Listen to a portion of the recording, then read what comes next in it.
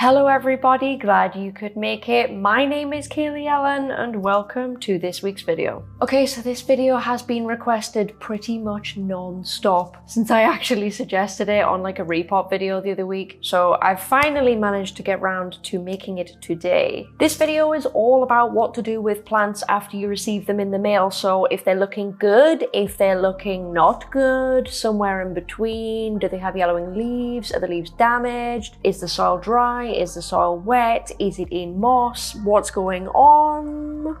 If you have just received a plant in the mail and you are super anxious, this is probably the video for you. So I'm going to cover various different scenarios in this video, including, what I just mentioned before, the yellow leaves, is the soil dry, is the soil wet, anything like that. But I'm also going to include what to do if your plant looks seemingly fine, because nobody covers this. And I don't know why. I think because everyone thinks it's fine. It's not always fine. For anybody that doesn't know me, I actually have a rare plant shop, which basically means that I import like tons of different kinds of exotic, mainly aroids, every single day. So I'm used to dealing with fussy plants literally on the daily. I also look after around about 500 houseplants at any given time in my shop. So I guess you could say I've got some experience in rehabbing plants after shipping. The advice I'm going to give out in this video today is based on my general knowledge of aroids. Now, some aroids are obviously more fussy than others, but generally the information that I'm about to provide to you can kind of apply to all of them. You'll see what I mean. So let's get straight into the video with scenario one. Now, scenario one is you get your plant in the post and you receive it and it looks fine. There seems to be no issues at all. Everything looks completely and utterly as it was on the image when you bought it on the website. Now, I have here a variegated syngonium and it's obviously not looking the most amazing it could look after shipping. Now, this is pretty typical of a plant to ship. I don't know if many people know this, but this is reasonably typical. This is what you might get. Now, this plant has been, of course, shipped out in sphagnum moss, but some plants may be shipped out in coir or something else entirely. Maybe they're full on potted up in a completely different substrate, which does mean that according to how these plants are shipped, different care may be required when they come in. And that goes for whether they seem to be healthy or not. So if your plant does arrive like this and it is seemingly fine, just take off the moss and pop it straight into water. Yes, water. I would say to do this for a minimum of 24 hours. If you're going to do it for longer than 24 hours, make sure you change the water, every single day just to make sure the water stays fresh. If your plant wasn't quite plump enough prior to doing this, it certainly will be now. 100% you should see the plant completely and utterly plump back up. Once you're ready to pot your plant up, make sure you put it into a really well-draining aroid mix. Keep it moist, keep it humid, all the stuff you'd normally do. If you have imported a really large leaf anthurium, like an Anthurium warraquinum or something like that, it would be helpful to either bag up the plant or put it into a cloche, just to make sure the humidity stays right up, because that's like the first thing that can go wrong with all these big exotic anthuriums. Anthurium regale is another one as well. That's terrible when that ships. Crystallinum can be a bit finicky too. Anything big and exotic, you're probably going to want to either bag that up or put it in a cloche or a terrarium or something like that. If your plant is a monstera, you probably don't need to keep it in water quite as, as long as you probably would with other plants. Like philodendron, you probably need to keep that in water much longer, maybe 72 hours. Monstera, you can just do for 24 hours and then pot that right up. Monstera tend to recover so much faster than a lot of other types of plants, to be honest with you. So if you've got a monstera, don't worry so much, you should be good. I'm now going to move on and give you advice on if your plant has not come in sphagnum moss and it's actually potted up. So if you receive your plant and for whatever reason, the plant looks absolutely fine, but the soil is absolutely sopping wet, what you need to do is you need to put this plant in a warm place and not water it at all, at least for a week until that thing dries out. If you're concerned about the sheer amount of water in the substrate, it's a really good idea to actually pop that on a heat mat if you've got one, just because the heat mat's actually going to allow like extra water to evaporate from that pot, as well as the plant actually consuming more. So it kind of works as double whammy for getting rid of that extra water, much quicker if you're concerned. But one thing I will stress is do not water, leave it well alone. Do not remove it from the pot, just keep it the way it is. Keep your eye on it, but keep it the way it is. If your plant has arrived and it is potted up and the soil is absolutely bone desert dry, what you need to do is place it into a bowl of water, a shallow bowl, and water from the bottom upwards. So you take your plant, You put it into a bowl, you fill maybe 1 inch into that bowl with water, and the plant will slowly take it up from the bottom. Once that top substrate is actually damp, you can remove it from the bowl and just place the plant where you'd normally place it. Do not repot. I repeat, do not repot. I'm going to be saying this a lot in this video, so just put up with it. I will explain why in a minute. When you are watering a plant in this way though, do make sure you keep your eye on it, as if a plant has gone from like too dry to too wet, if you water it right through, you can actually initiate root rot. So be super, super careful. This is actually the reason why we're watering from the bottom up. It's so that we do not overwater it, so the plant can take what it needs and it's not just going to be, you know, completely flushed through. So what do you do if your plant arrives and it looks great and the soil is moist and everything seems fine? The answer is you do nothing. You do nothing for a week. And I cannot stress this enough. Do not repot your plant. Let me tell you, the amount of people that come to my shop that tell me that the plant that they bought from me arrived absolutely fine, they repotted it and now it started to die. The amount of people that message me that each week is becoming a little bit insane, okay? So what you need to do, you need to take your plant and let it acclimate. If it arrives fine and it seems fine, nothing seems wrong, don't touch it. It's like the old saying, if it ain't broke, don't fix it. Leave it for 1 week to make sure that it can, you know, just rest and deal with the stress of transit that the plant has undoubtedly undergone. It's like if you are jet lagged from a massive flight and you get home from the airport and you immediately have to move house. Like, would you do that? No, you wouldn't. You would rest first for a week. Think of it that way. You are causing so much stress to your plants by doing that. I see this all the time on Instagram. I get a story post of somebody that's just received their plant because they've unboxed it, and then an hour later it's repotted, and I'm just like, oh goodness me, I hope this plant is okay. Please do not stress out your plants. Trust me, your plants will be healthier and they will last longer if you let them acclimate for a week, even if they look fine, because they might look fine, they might not be fine. Transit shock doesn't always happen straight away, if that makes any sense. Sometimes I can get plants into my shop, honestly, they can arrive and be absolutely beautiful, and they'll be just totally golden for like the best part of a week, and then all of a sudden, gone, just looking terrible. Okay, so it can happen. Please, please, please, please, please, just let your plant rest for a week. You will have a much happier plant if you do this. Okay. So this is probably the part you all came for, which is what to do if the plant is not looking so good. You know, it's arrived, it's just not, it hasn't had a good time for whatever reason. The first thing I would like you to do if you receive your plant in the mail, you open it, however it's boxed, however it's packaged, it doesn't matter. The first thing I want you to do if the plant looks a little bit crap is to take photographs of the plant. Do not disturb the plant in any way. Leave it in its original packaging, whether that is, you know, moss or it's, you know, potted up. Take pictures of the plant and speak with your seller. I get this a lot from my shop as well. People, you know, send me pictures of plants that haven't traveled well, but they're already repotted and, you know, other things have already happened. And it's like, well, how can I help you track down what is wrong with the plant? How can I improve the shipping process? Is it a fault with the shipping process? You know, what has caused this damage? If you repot the plant, I can't necessarily tell what that damage is. This is not just going for me, by the way. I know I keep mentioning my shop a lot, but this is going for all sellers. So I'm speaking on behalf of all sellers here. It's very, very helpful if you take images of the plant on arrival. If you suspect that the box has been kind of bashed around, I would take a picture of that as well. I know it sucks, but so many things can go wrong in the shipping process, okay? So when you do take pictures of these plants and you do communicate with your seller, please do not assume it is your seller's fault, because so many things can go wrong in shipping. So many things could go wrong in shipping. It could be just a temperature drop that no one foresaw.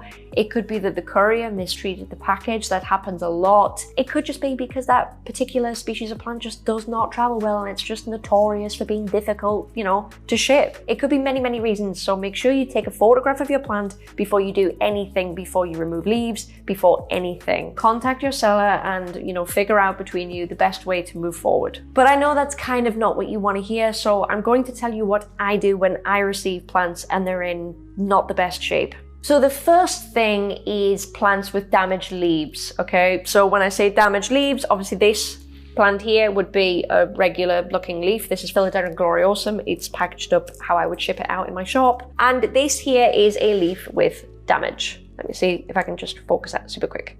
This leaf has obviously suffered some transit shock from, A to B, whether that be from the supplier to the seller and then the seller to you, or just from the seller to you. It can happen either way. I know this doesn't look amazing, and I know it's not what people, strive to take photographs on Instagram when they get a new plant. Don't get me wrong, I totally get it, I really do. But don't remove the leaf. This leaf, although it, has suffered some cosmetic wear and tear, this is a perfectly healthy leaf.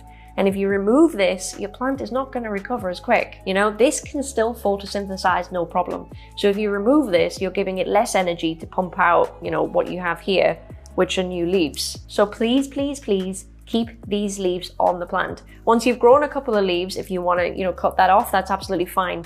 But it's in your best interests, and it's in, more importantly, your plant's best interests if you leave this on your plant. Again, I know it doesn't look uber amazing, but it's what happens. It's what happens when we ship really tropical exotic plants over to our climate. It just happens, guys. It just happens. But leave it on, it's good for the plant. So what do you do if the plant arrives really not good? I'm talking yellowing leaves, droopiness, maybe even mushy stems. So we need to check the plant for rot. This does include the roots and the stem. If we find any rot, we need to chop that off.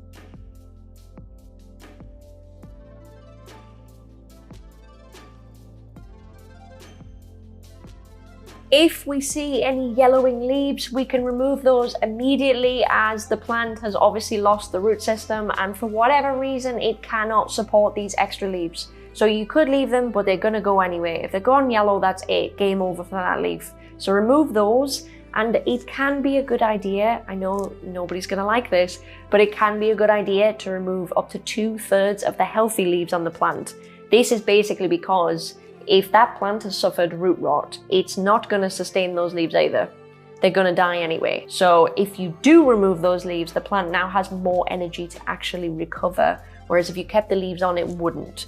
So I know it seems counterproductive, but it will actually improve the plant's chances if you remove a couple of extra leaves. Honestly, it's highly likely that they're going to go anyway, so if you remove them early, you're just conserving a little bit of extra energy for the plant to recover. Any water left in the meristem is conserved, so it's not actually going to be sent out elsewhere. The plant will be able to retain more water kind of for the long haul, think of it that way, to keep this plant alive. So I know this doesn't sound good, and I know it's not what you guys wanted to hear, but you did ask me how to deal with plants after shipping and how to rehab them, and sometimes we just have to do things that we don't really want to do to rehab these plants. But I promise you, you are really improving the chances of your plants surviving. I would never recommend something that was going to make your plant more likely to die. I wouldn't do that. So I know it seems really, really not good. Please do consider it. So once we've checked the roots, we've cut off the rot, we've maybe decided to remove a couple of extra leaves along with the yellowing leaves, the best thing you could now do would be to put your plant into water, especially if that plant is, a philodendron, a monstera, an alocasia. What you do from here on out is similar to what we would do if the plant came and it was seemingly okay, if it came in sphagnum moss. So put it in water, replace the water every day, and do not pot this plant until you can see a healthy root system, coming in. That could take a while, that could take a good 2 weeks, but you are massively improving your chances of survival if you leave that plant in water while it roots.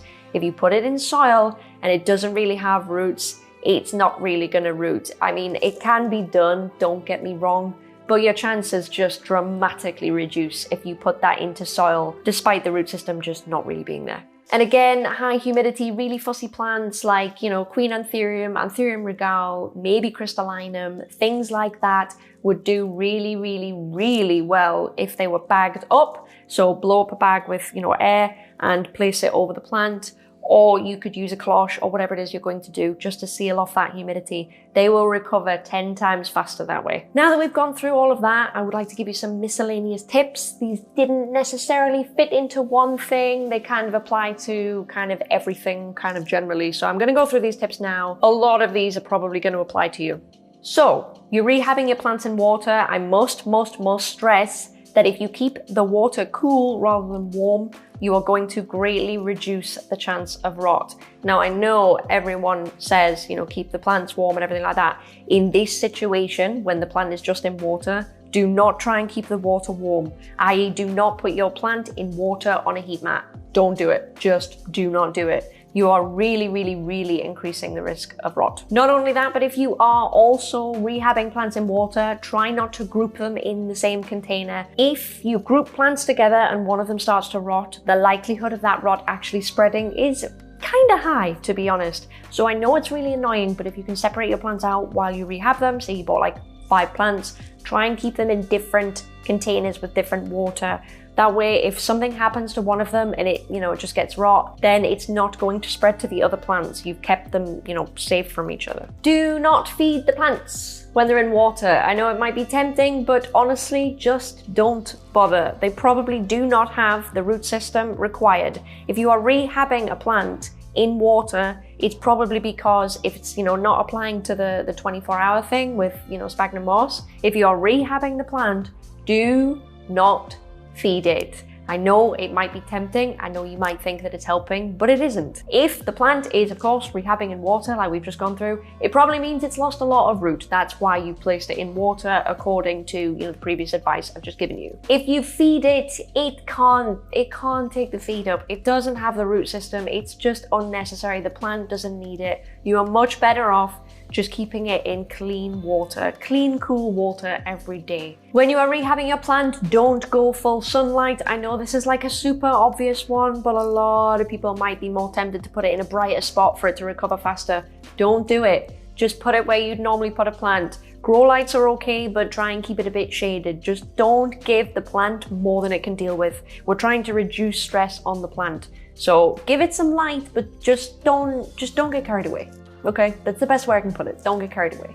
This is kind of a repeat of what I've said before also, but if you do have something high humidity, putting it inside a bag or a cloche or something to keep that humidity up will really help your plant recover. Okay, so this one isn't a tip, it's kind of more of a word of warning. So this has happened to me so many times and it's painful every time. I never get past this, but it happens every time. It is highly likely that it might happen to you. Specifically in philodendron, I don't have it so much with monstera, but 100% if you have a philodendron and it's got beautiful like half and half leaves, maybe like a Florida Beauty or something like that, even variegated billietiae, something with a bit, heavier, stronger leaves, that variegation might develop, a brown spot and you might just get it kind of go brown and just kind of die. It really sucks because it's kind of what you paid for, but this can happen in the post, in the mail. Not always, don't get me wrong, I'm not saying it's doom and gloom, but it can happen and you will notice it happening if you see a brown crispy spot in the middle of your sectoral variegation and it just starts to get larger. That's basically what's going to happen. Now it's not all bad because obviously you have the nodes in the plant and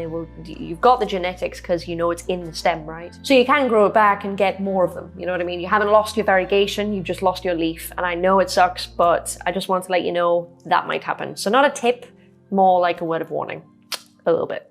The last tip I have for you is if your plant has arrived and it just looks great, there are no issues, and I've told you not to repot it, just leave it for a week, but for whatever reason you just feel it welling within you and you cannot control it and you really want to repot your plant, please don't remove the substrate from the roots. So what I mean by that is, I'm not going to do it, but if I were to take out this, the substrate from this plant, if I wanted to repot this because it's arrived fine, do not shake off the substrate from the roots. Leave the roots alone. So if you can get that out of, this pot without disturbing the roots, like, you'll have all done it before when you repot. Sometimes it comes out in a, kind of a solid lump and you're good. Do not do anything with that. Just put that into your new pot, a little bit of new substrate around it if necessary, but do not disturb the root. Otherwise, you're back to square one and you probably are going to have a lot of shock to deal with. I must repeat, I do strongly advise you to not repot. But if you really, really, really aren't going to listen to me,